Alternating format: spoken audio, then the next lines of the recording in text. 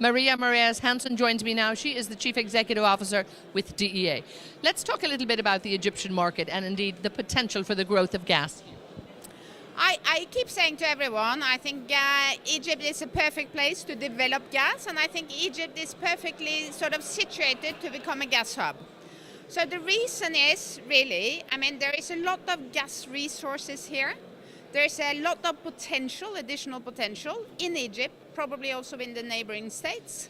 And it's a big domestic market for gas and export facilities, and very good located compared to the markets. So I think that, if you want to be an oil and gas company and you're looking at gas, I think Egypt is a very good place to be, actually.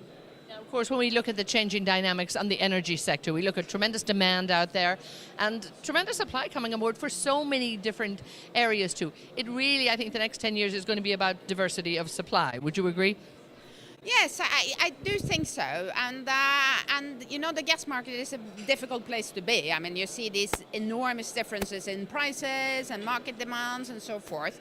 But so this is probably one of the reasons that more and more companies are looking at LNG, because then you can try to sort of play the market a bit and not only being played by the market. Now again, there's still a room for oil, for gas, and we look at the fossil fuel projections. They have to run alongside renewables at the moment, and particularly when we're looking at power, I think. Power and electricity, there's almost a duo play for gas and renewables.